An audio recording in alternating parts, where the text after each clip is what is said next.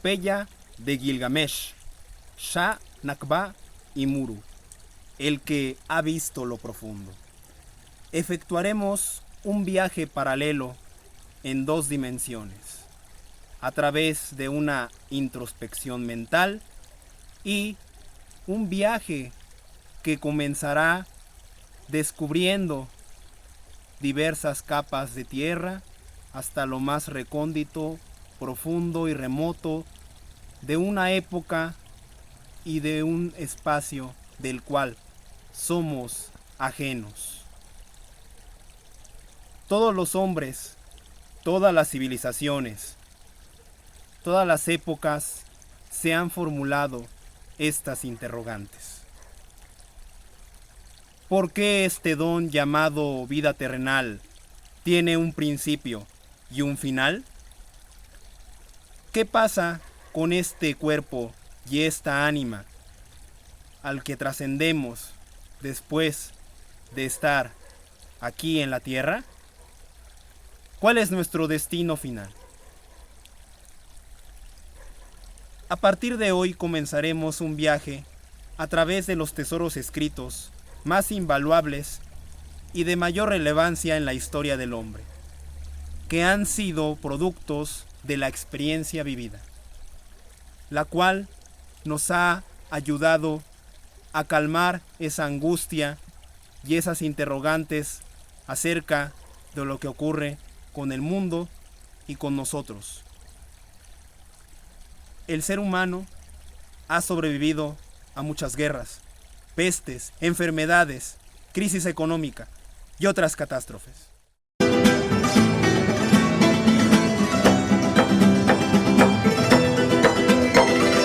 Intentaremos estimular la curiosidad y la inherente necesidad de saber y de conocer a ese ser bípedo, vertebrado, que se llama ser humano, a través de una de las hazañas más conspicuas y aventuras más maravillosas de esta especie, la palabra escrita.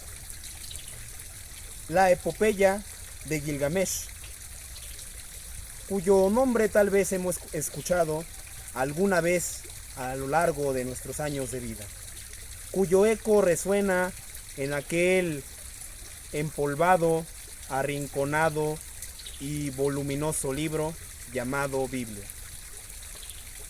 La manifestación humana de un tiempo pretérito que late en lo más recóndito de nuestro ser. ¿Quieren acompañarme? La epopeya de Gilgamesh.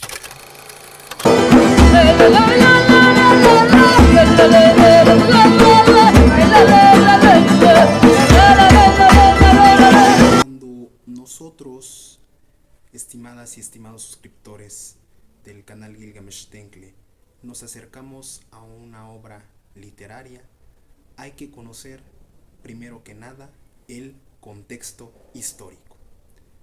El contexto histórico de la epopeya de Gilgamesh es el siguiente. Estamos en la época o en el siglo decimonónico, aventurero y audaz. Dentro del corazón de algunos ingleses, franceses y alemanes, producto de las lecturas de la infancia, su imaginación echó a volar por dimensiones desconocidas. Con el capital adquirido y con la gran cultura poseída, estos hombres marcharon hacia el enigmático y lejano oriente. Y a partir de ese momento encontraron por debajo de un gran humedal de capas densas de tierra y de salitre, tesoros y objetos suntuosos, oro, plata, lapislázuli, estelas, estatuas y templos o recintos de gobierno y religiosos. Aquellos hombres decidieron despojar esos objetos suntuosos del Próximo Oriente y llevarlos a traficar y venderlos a precios totalmente exorbitantes. Otros de esos objetos fueron a parar a las residencias de los burgueses adinerados que eran aficionados a las extrañezas y también a las curiosidades. Y algunas otras también fueron resguardadas en bazares o en museos de antigüedades. Tras varias décadas se abrieron paso aquellos hombres y mujeres de trajes de color caqui, con cincel, martillo y libreta de anotaciones, para redescubrir civilizaciones antiquísimas y, ¿por qué no?, reescribir la historia.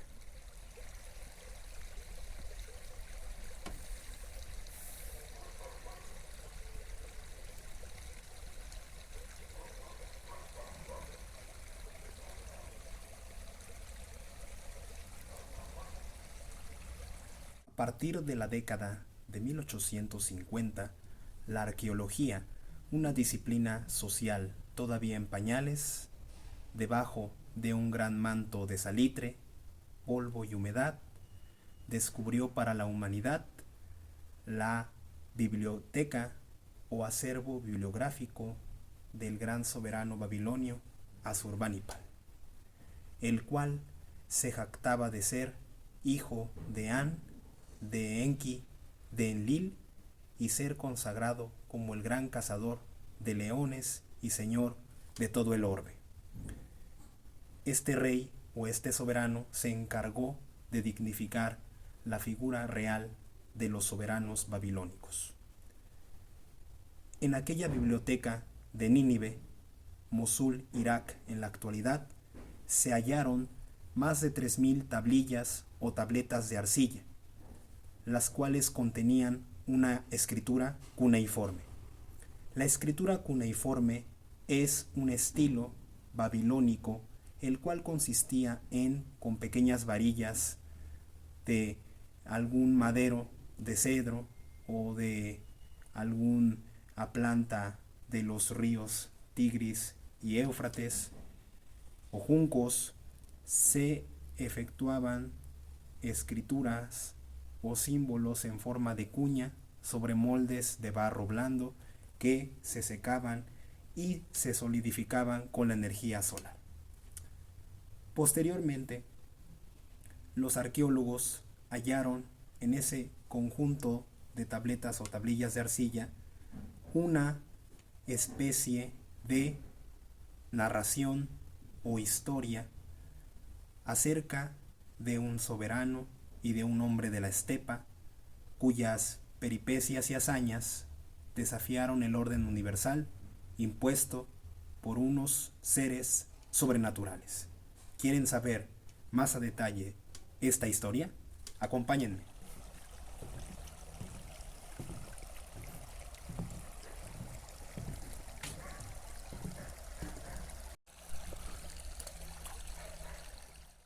Muchos esfuerzos intelectuales y aún el riesgo de perder la vida a muchos estudiosos y arqueólogos del Próximo Oriente. El poema de Gilgamesh, la epopeya de Gilgamesh, el que ha visto lo profundo, el que sobresale sobre los demás reyes, y otros títulos de este texto procedente de las lenguas que se hablaban en la antigua Mesopotamia, el acadio, el sumerio, el persa, entre otros dialectos o idiomas. Nos presenta a través de 12 tablillas de más de 3500 líneas con 6 columnas como elementos característicos de las tablillas de arcilla o las tablillas de barro. Sin embargo, el estudio agudo, analítico y concienzudo de las tablillas han llevado a muchos estudiosos y especialistas a afirmar que el texto en totalidad, en unión de todos los fragmentos, se le han añadido otros textos u otros fragmentos que para nada tienen que ver con la trama. Por ejemplo, el episodio de la muerte de Gilgamesh, la disputa del soberano de Uruk con la reina Agadikish y la visión del inframundo parecen ser que son añadidos o adiciones anteriores y previas a la recopilación total de la epopeya de Gilgamesh, cuyo nombre es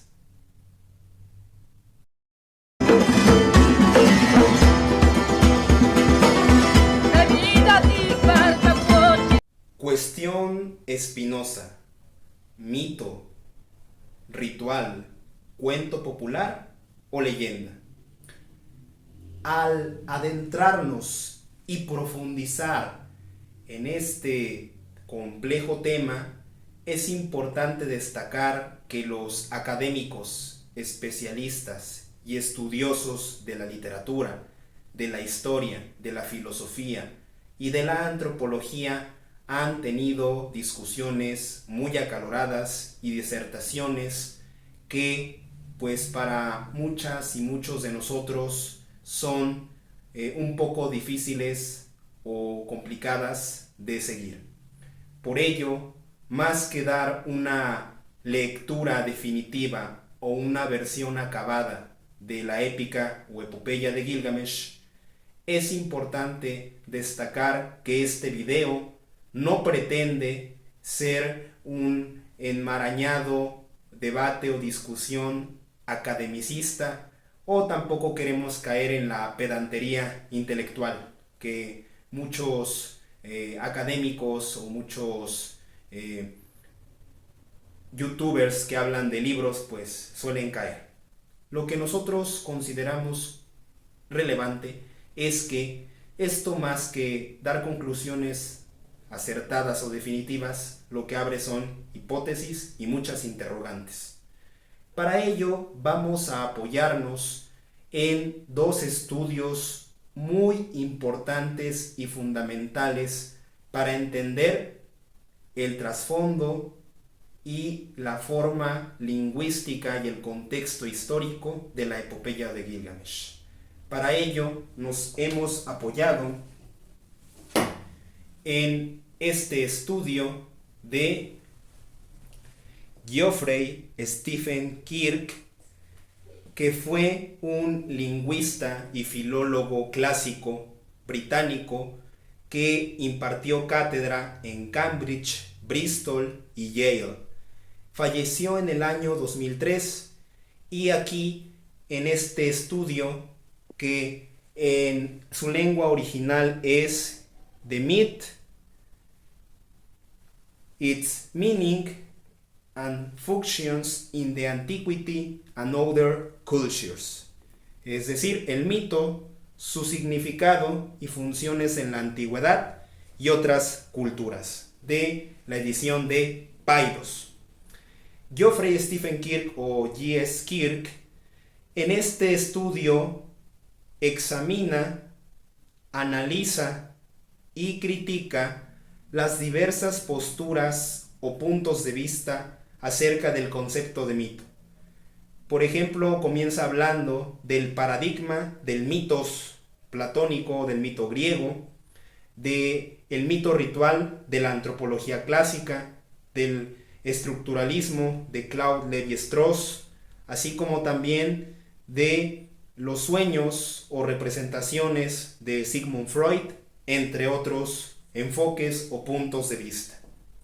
Kirk concluye que muchos de los mitos que intentan explicar los estudiosos o los académicos simplemente aplican el sentido del mito griego sin detenerse a analizar, profundizar y estudiar con mayor detenimiento y serenidad el contexto geográfico y el contexto histórico del mito en cuestión.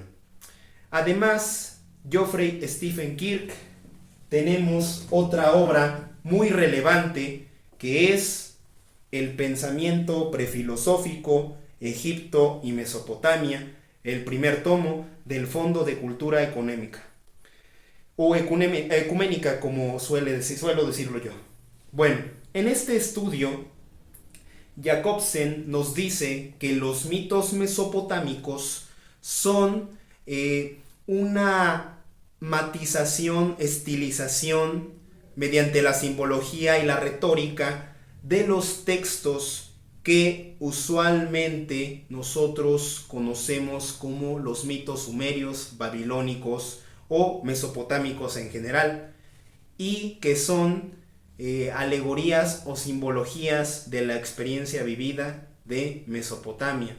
Tenemos, por ejemplo, el Enuma Elis, el mito de Dilmun e Inanna, el mito de Ninlil y Enlil y la epopeya de Gilgamesh, entre otros textos que gracias a las tablillas de arcilla nos han llegado. Otro estudio relevante que existe en muchos países y de muy diversas épocas es el texto de A.R. George, The Epic of Gilgamesh, Thoughts, Germs and Meaning, que está en idioma inglés. Bueno, este texto trata de desentrañar si la épica de Gilgamesh es considerada un mito, una leyenda, un cuento popular, un ritual. Y bueno, él concluye que la epopeya de Gilgamesh, como muchas otras historias de Babilonia y Sumeria, son un híbrido de diversos géneros literarios. Por ejemplo, en el Gilgamesh podemos encontrar el tema de los lamentos, de los proverbios, de los himnos o alabanzas, así como también tradiciones que provienen de una muy remota época y de manera oral. Por lo tanto, si yo les invito a leer un texto como estos, les recomiendo desde muy personal experiencia y vivencia en estas lecturas, que es muy necesario conocer o tener en cuenta un contexto histórico y geográfico de los textos que leemos, así como de sus autores. Si los hay en este caso, pues el autor es totalmente anónimo, aunque hay un recopilador de los fragmentos de las tablillas de arcilla. Así que es muy importante tener nociones básicas de la historia y de la cosmogonía en Mesopotamia, además de hacer una lectura muy aguda, muy pausada y siempre tener a la mano una libreta o efectuar muchas anotaciones, ya que este tipo de textos te demandan una mayor capacidad de asimilación, comprensión y memoria. Si tú conoces la historia de Noé o la historia de Aquiles y Patroclo, pues no será muy difícil asimilar algunas de las partes más emblemáticas del poema de Gilgamesh.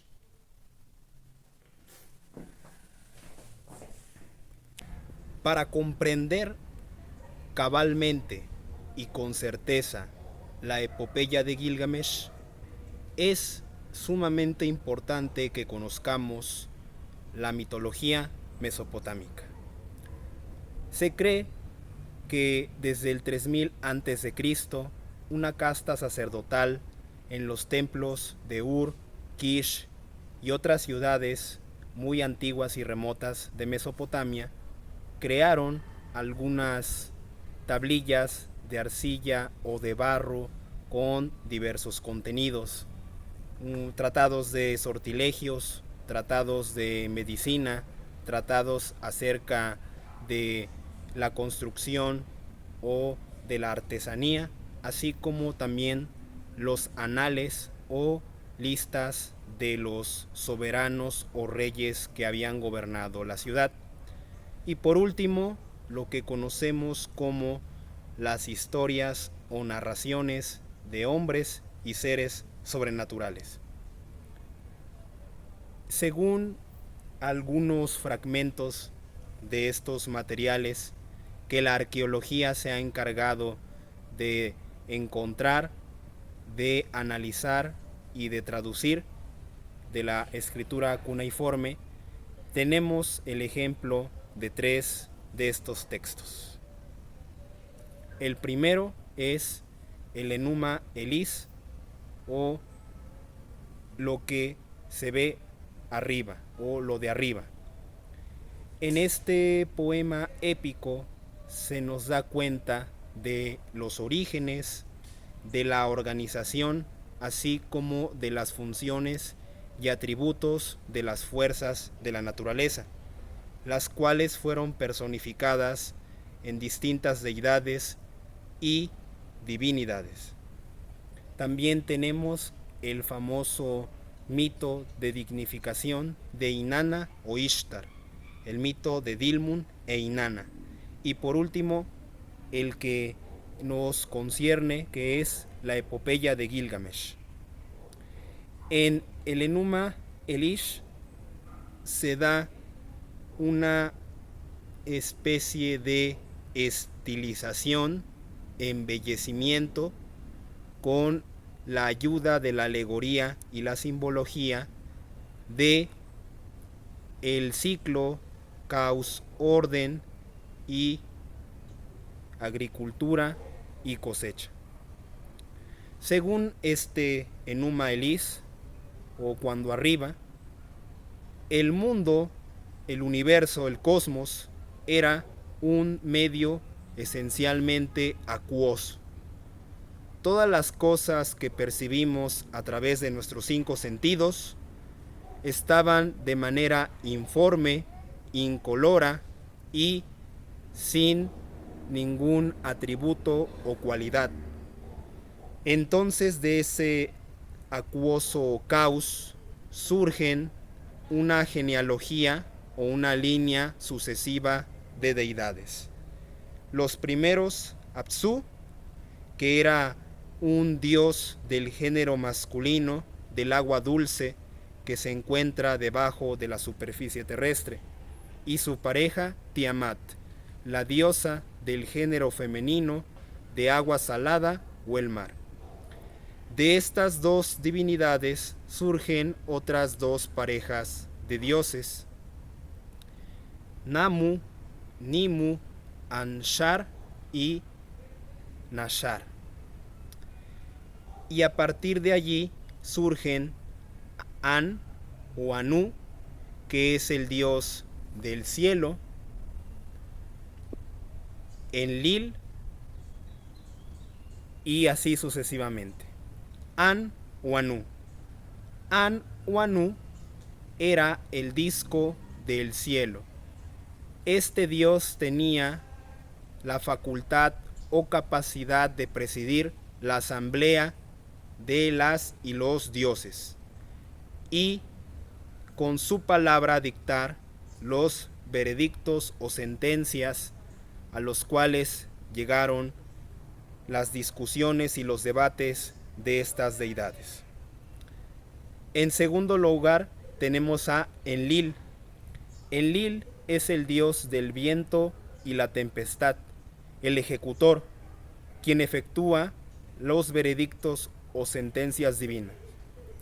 Como lo vamos a ver en el poema o en la epopeya de Gilgamesh, este dios es quien genera la gran tempestad o el diluvio universal. ¿Nos suena familiar? Lo veremos más adelante. En tercer lugar se encuentra el dios Marduk. Marduk es el dios supremo en la religión babilónica. Era llamado la deidad o el dios joven. Este individuo tenía como cualidades o atributos físicos una estatura muy prominente, 4 oídos, 4 ojos, así como también la capacidad de efectuar las tormentas y los truenos. Él fue quien derrotó a Tiamat en el Enuma Elish y se erigió como el dios supremo de la asamblea divina. En cuarto lugar tenemos a Inanna o Ishtar. Inanna o Ishtar es una deidad, una mujer muy ambiciosa, muy lujuriosa y muy seductora. Ella, con esas cualidades esas palabras de persuasión y modos muy poco ortodoxos, llevará a la perdición a su esposo Dilmun, que lo dejará en el Nergal o en el Adakala, que es el inframundo mesopotámico, así como también llevará a la perdición a Enkidu, como lo vamos a ver en el texto de la epopeya o del mito de Gilgamesh. Por consiguiente también está el dios Ea.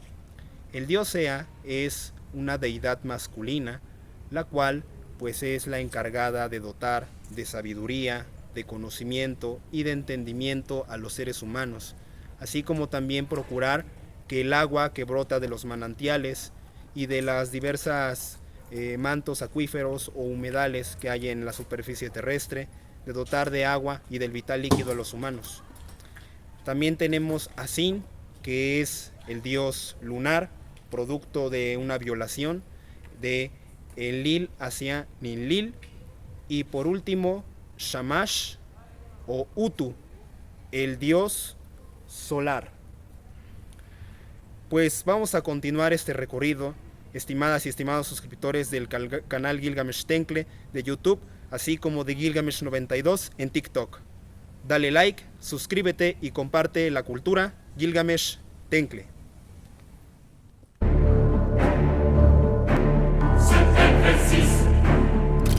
Del poema de Gilgamesh hay dos versiones, las más conocidas, la versión acadia y la versión babilónica. Está integrado por aproximadamente 3.500 líneas y está constituida en 11 o 12 tablillas de arcilla o de barro. ¿Cómo comienza este poema, esta epopeya? Se dice que la historia comienza en la ciudad de Uruk, en la cual gobernaba un soberano o un rey llamado Gilgamesh, cuyo reinado estaba imbuido por un maltrato, así como también un sometimiento por la fuerza a sus súbditos y a su pueblo. Entonces, los habitantes de la ciudad de Uruk pedían, exclamaban a las divinidades con los brazos alzados hacia los cielos, con las manos en señal de exclamación y de ofrecimiento, de que mandase alguna señal para castigar a este soberano. Entonces surgen en el texto la asamblea divina y Ururu, que era una diosa o divinidad femenina, hace u ordena a Ea, el dios de la tierra y de la sabiduría, de que efectuara a un ser muy semejante o muy parecido a Gilgamesh, al cual se le bautizó como Enkidu. Enkidu era el hombre que había sido hecho por Ea, eso es lo que significa. Entonces nos describen los sueños. Los sueños son la instancia predilecta de las deidades de las civilizaciones antiguas. En la epopeya de Gilgamesh me atrevería a decir que es un símil, que es una constante en el contenido del texto. Por lo tanto, al haber sido creado Enkidu, que fue hecho por Ea o Ururu, quien a su vez fue esposa del soberano de Uruk, Lugalbanda, quien era padre de Gilgamesh, un hombre mortal y una diosa. Por lo tanto, Gilgamesh era considerado un semidios. Entonces, se nos cuenta la aparición de la hieródula. La hieródula es un personaje emblemático en la cosmogonía mesopotámica, la cual personifica el acto de creación, el acto de dar vida. En aquellas latitudes y en aquellas épocas se tenía la costumbre entre los soberanos y los reyes de Uruk y de otras ciudades de efectuar lo que muchos de nosotros conocemos como el derecho de pernada, en el cual las mujeres de los súbditos, al desposarse, tenían que pasar su primera noche en el lecho o en la cama del soberano y del rey. Entonces las hieródulas, con el amor y el acto sexual, daban nuevos seres y nuevos adoradores a los dioses, los cuales habían creado a los seres humanos para servirles y librarlos de las cargas, de la fatiga y de la vida cotidiana. Entonces, la hieródula contempla a un extraño hombre que estaba cubierto de abundante vello y vestía pieles de animales, y que en el río, junto con las bestias de la pradera, abrevaban, y de pronto las bestias y animales que rodeaban y acompañaban a Enkidu se marcharon. En esos momentos o en días previos, Gilgamesh había tenido dos experiencias oníricas, es decir, dos sueños. El primero, un bloque de piedra que provenía del cielo caía sobre la ciudad de Uruk, y después soñó un hacha, la cual fue interpretada como la inminente llegada de un hombre y probablemente de un rival para el soberano y poderoso Gilgamesh. Entonces esta hieródula atrajo hacia sí a Enkidu, al extraño hombre de la estepa, y le ofreció dátiles, cerveza y pan. Y durante 7 días y 7 noches ellos se entregaron al amor y al sexo.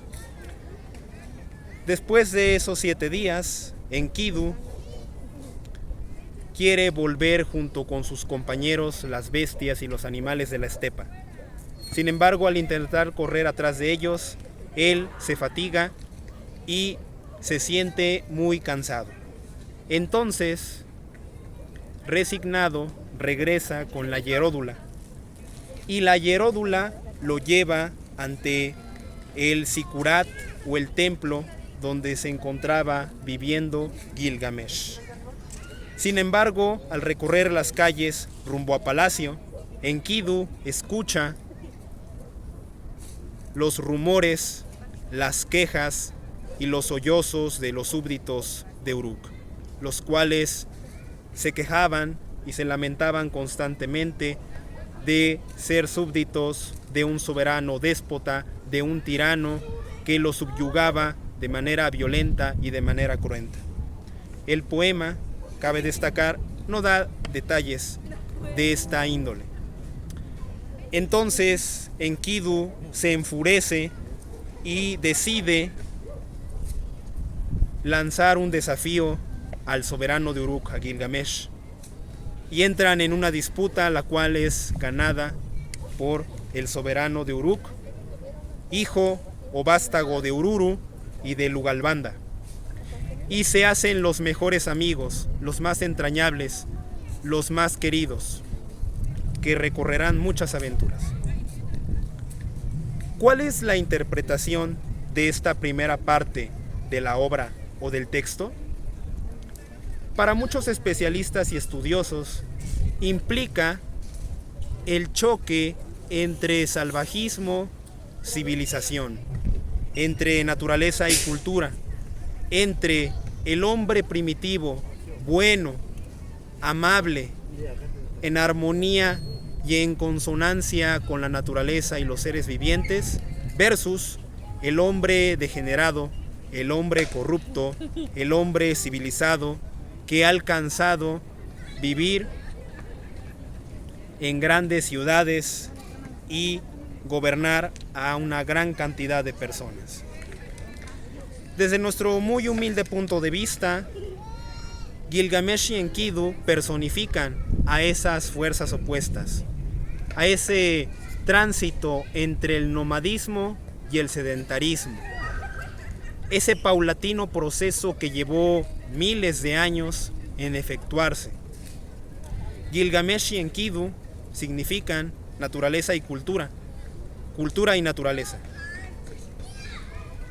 Por favor, estimado suscriptor del canal Gilgamesh Tencle de YouTube, así como seguidor de Gilgamesh 92 en TikTok, dale like, suscríbete y comparte la cultura Gilgamesh Tencle.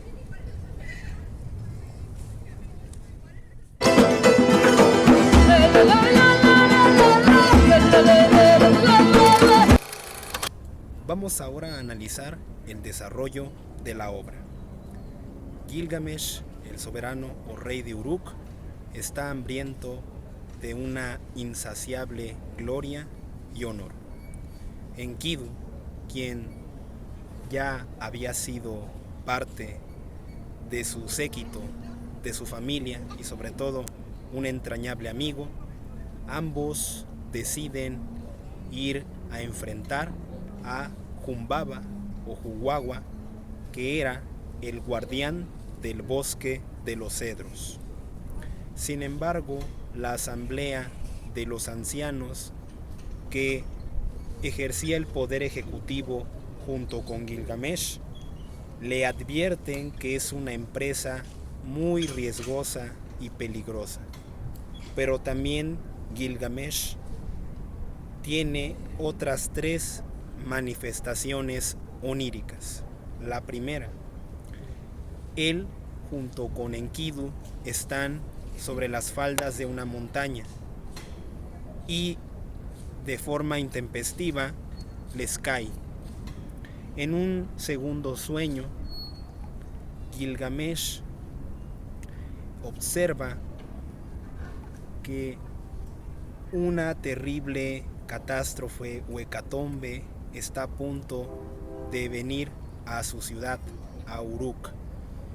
Y un tercer sueño en el cual está ante el Uro, que es un búfalo o un toro, el cual está a punto de embestirlo, pero ve que en el momento de mayor riesgo llega su padre, el soberano Lugalbanda, lo toma de la mano y lo salva del embate del toro. Entonces, aún con estas manifestaciones oníricas, con estos presagios, con estas predestinaciones, Enkidu y Gilgamesh deciden salir y encaminarse hacia el bosque de los cedros. Aproximadamente recorrieron unas 3 leguas, que más o menos equivale en kilómetros a 10.800.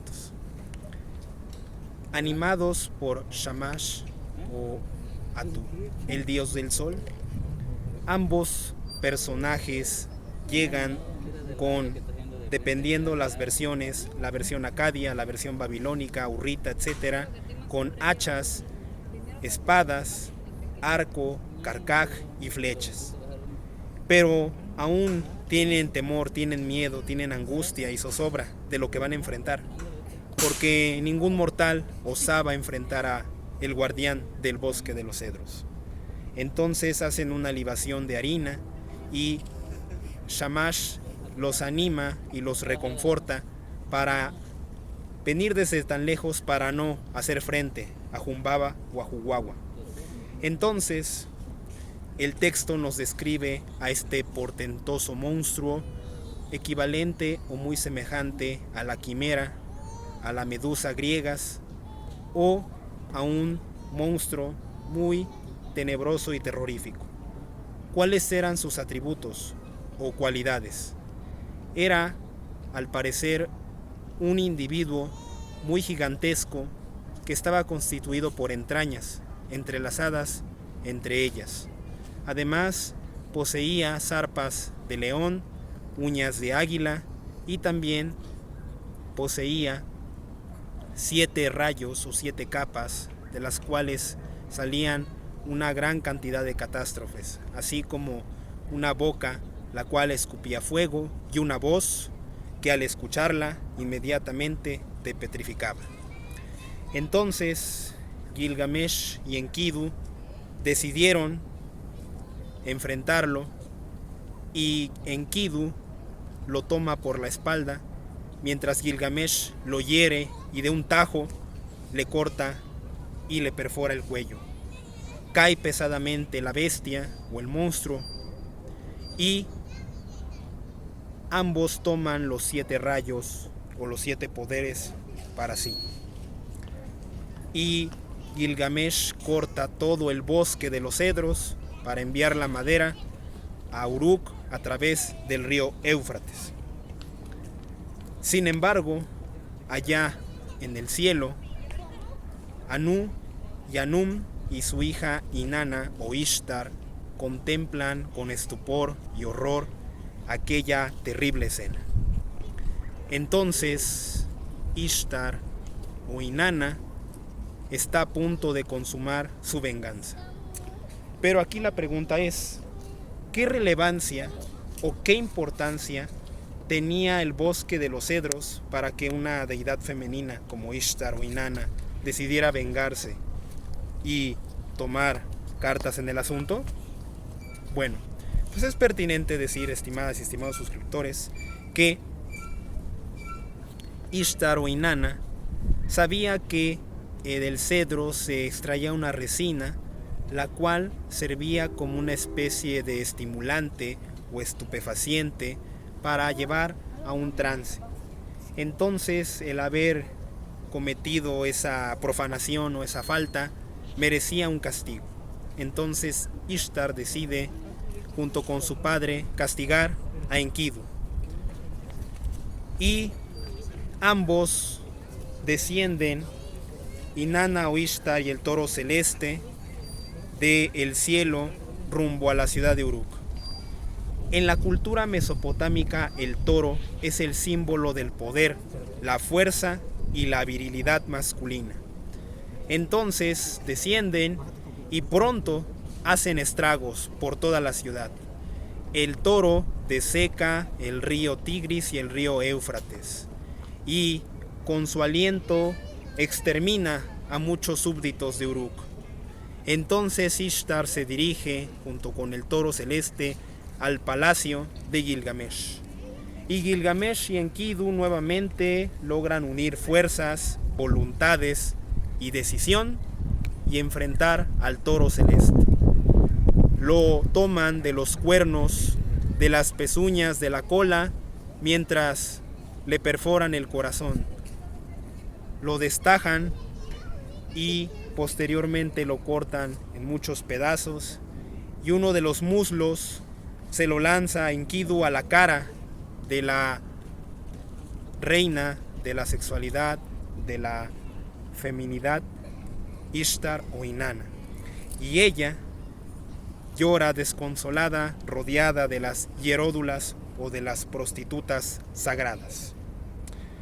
Sin embargo, la muerte de Enkidu pronto llegará.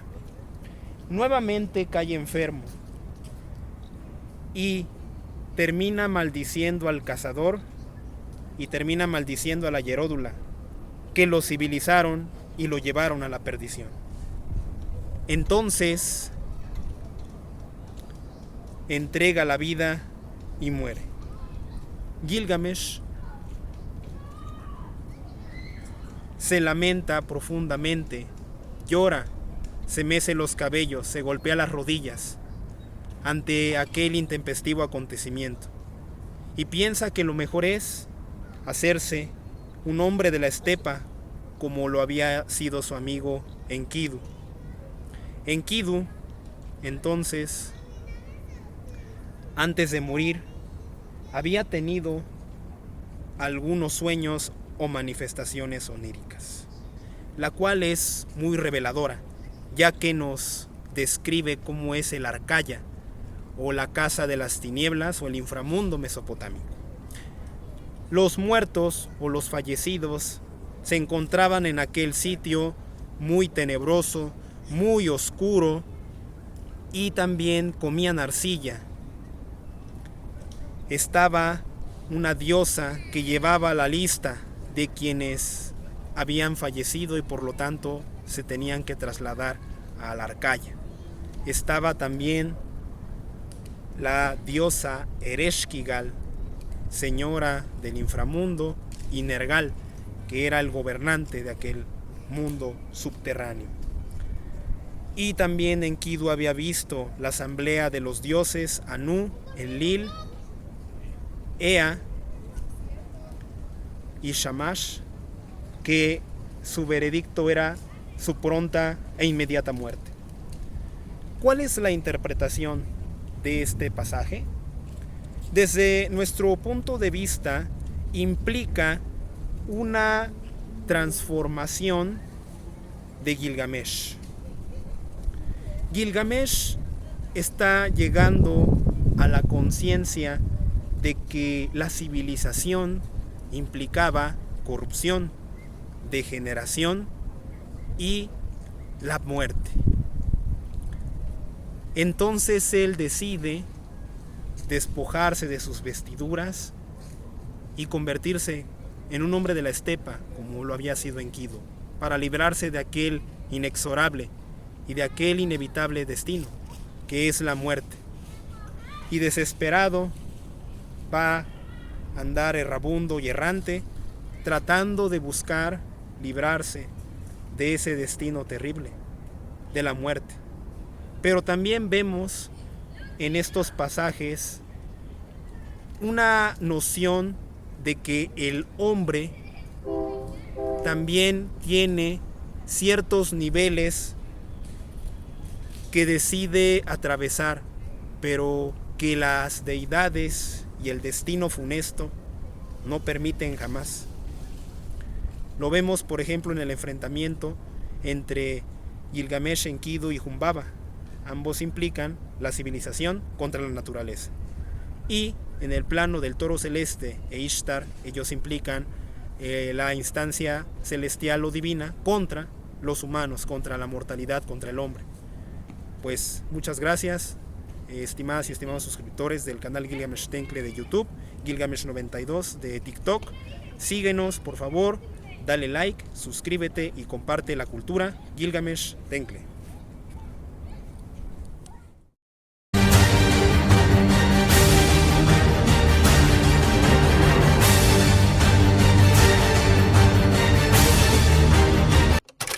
Pues llegamos a la conclusión, al clímax de este texto, de esta obra, aquí desde el mirador del Cerro de Macuiltepet, aquí en Jalapa, Enríquez, Veracruz. Estimadas y estimados suscriptores del canal Gilgamesh Tenkle de YouTube y Gilgamesh92 de TikTok. Bueno, pues el viaje más extenuante, tortuoso y prolongado de toda la historia llega a su fin, para que el hombre encuentre su destino. La muerte inexorable, la muerte interminable y la muerte que es inevitable y que es inherente a los seres humanos. Gilgamesh decide llegar a el lugar donde se encuentra Ziusudra o Utnapishtim, el único ser mortal, el único individuo que logró la inmortalidad, que es una cualidad sustancial a las deidades y a los dioses. Para ello se atavió con pieles, se colocó ceniza sobre los cabellos, sobre el cuerpo, y deambuló por todo el orbe hasta llegar al monte Mashu, donde el sol, Shamash o Atu, salía y se ocultaba todos los días. Allí encontró a los hombres escorpión, los cuales en la cultura mesopotámica significan o simbolizan los hombres o los seres del mal. Entonces uno de ellos le indicó el camino y se prolongó durante mucho tiempo en la oscuridad y en las penumbras, hasta llegar con la tabernera, o sea, Siduri. Siduri, explicándole el fin y el destino del hombre, le dijo que los dioses habían dotado a los seres humanos de todo, menos de una cosa, de la vida eterna y de una vida prolongada.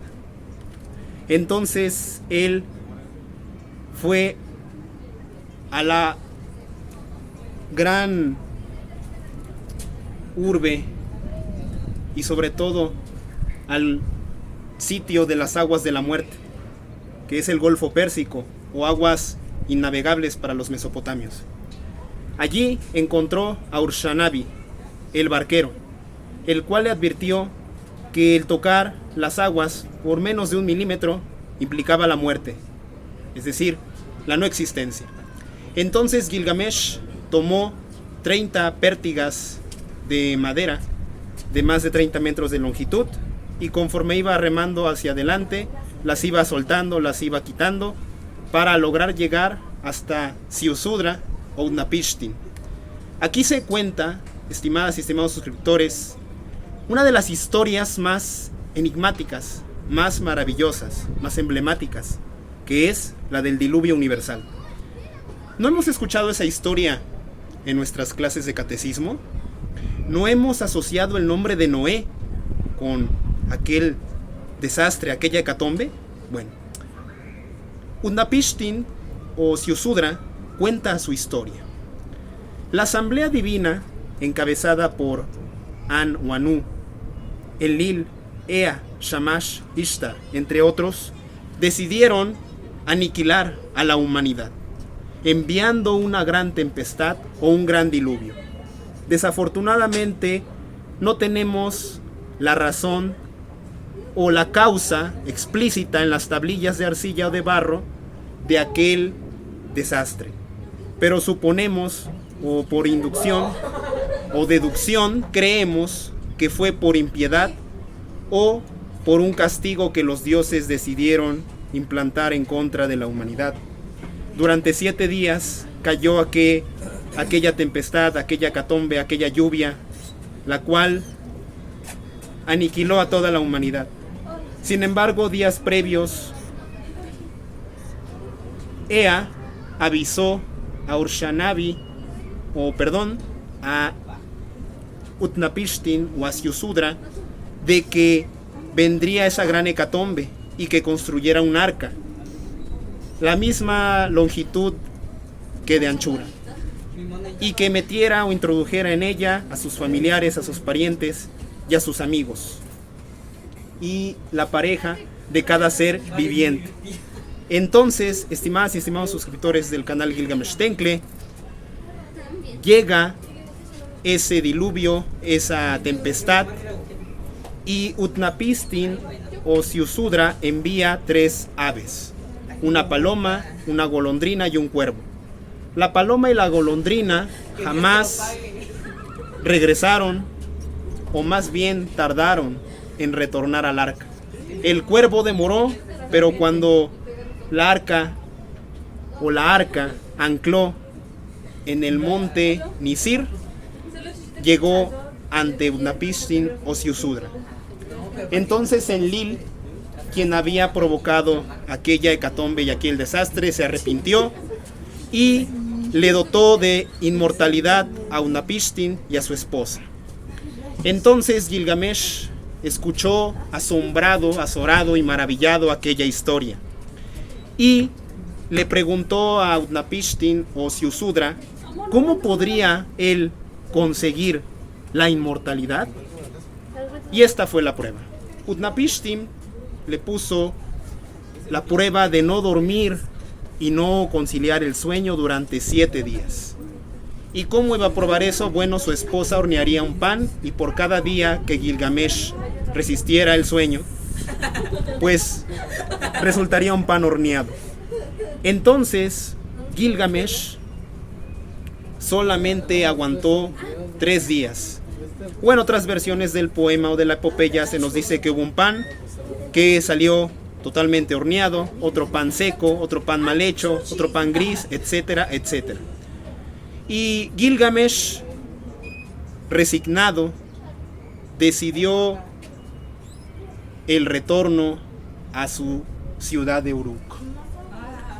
Y entonces la esposa de Utnapishtim o Ziusudra le dice que pues ese viaje tan extenuante, fatigoso y doloroso habría valido la pena. Por lo tanto le dijo a Utnapishtim que le diera por lo menos una recompensa por haber llegado hasta los confines del mundo conocido. Y le entregó a Gilgamesh la noticia de una zarza espinuda que daba a quien la lograse tocar la eterna juventud.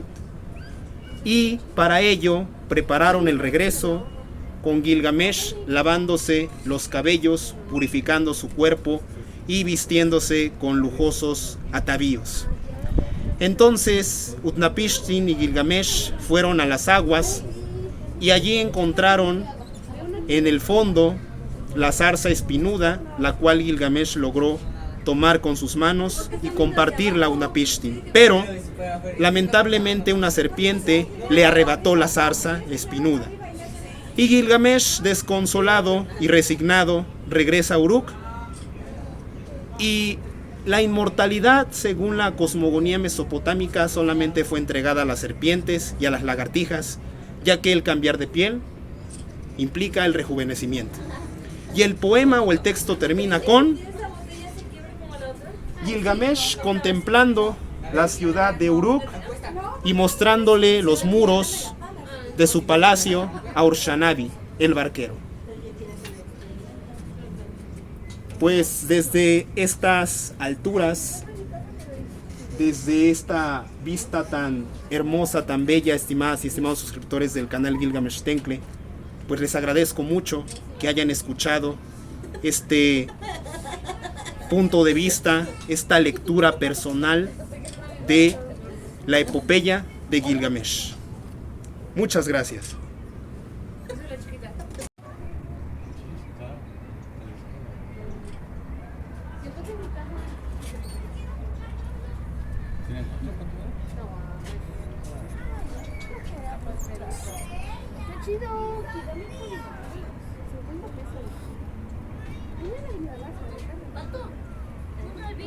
Mira, yo ahí está la mona. Sí, perfectamente. Mira la brilla.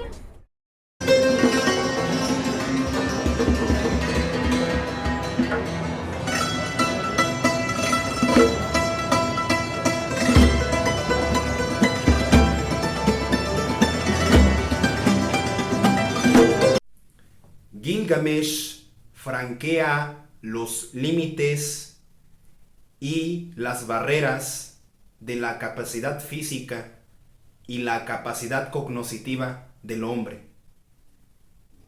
En este orden de ideas, Gilgamesh logra llegar a unos estratos o a unos niveles, pero siempre son vedados por el destino funesto y por el veredicto divino, que el hombre, desde que fue creado, según la perspectiva de la cosmogonía mesopotámica, nunca ha logrado alcanzar la capacidad de ser inmortal o de ser joven.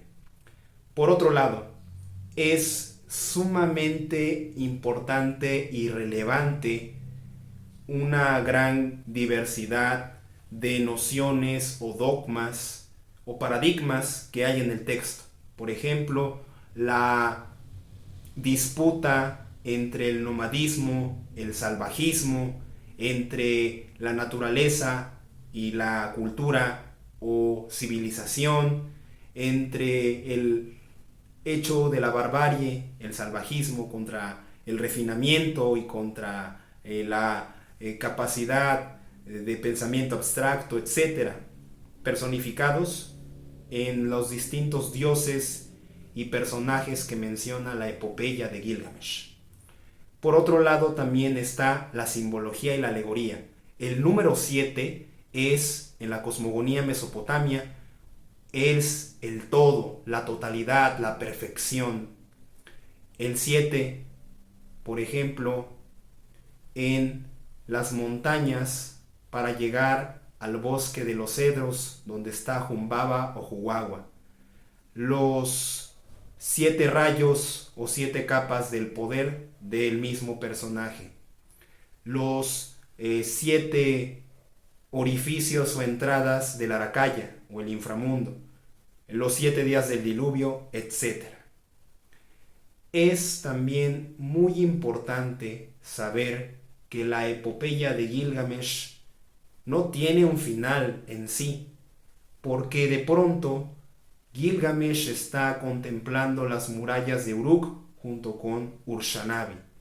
Además, al ser un texto de naturaleza fragmentaria y de hace más de 3000 años, es importante destacar que no tenemos que tomarla como un texto literario en el sentido del siglo XXI o de épocas más contemporáneas.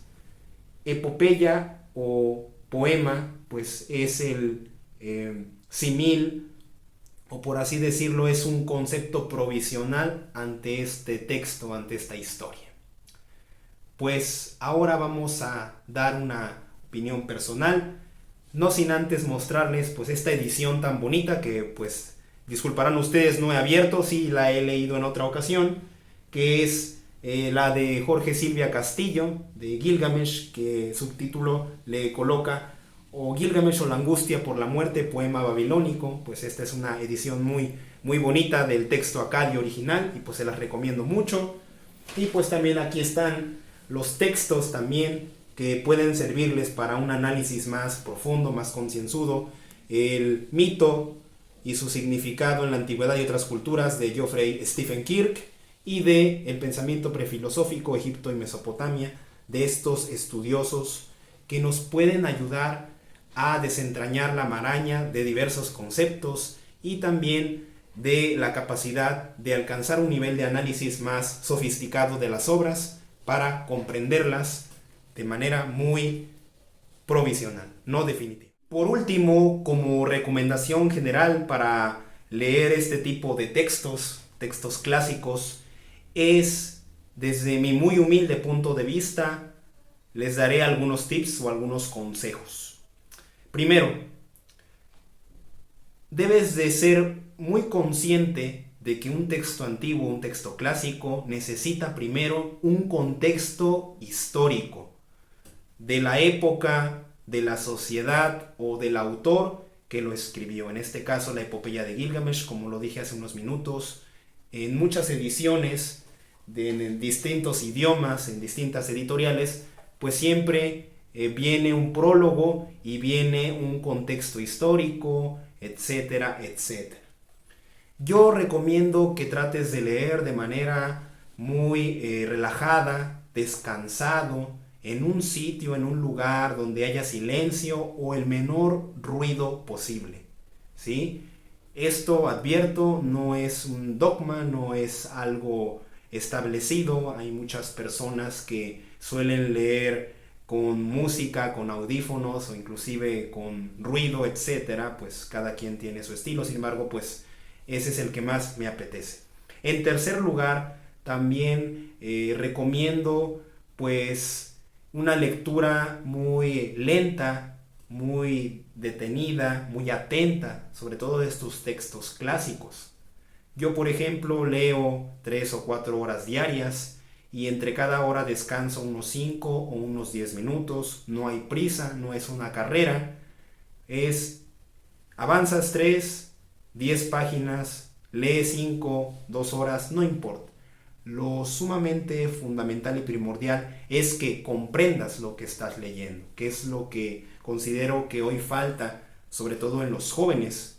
Ojo, ellos tienen otra perspectiva y otros medios, pero pues es importante que los textos o las obras que leamos, no leamos cantidad, leamos calidad. En cuarto lugar, también yo considero que estos libros, como la epopeya de Gilgamesh y otros textos de la literatura universal, de la literatura clásica que analizaremos en este canal de Gilgamesh Tenkle en YouTube y de Gilgamesh 92 en TikTok, es importante saber que un texto no lo vas a leer una sola vez en la vida.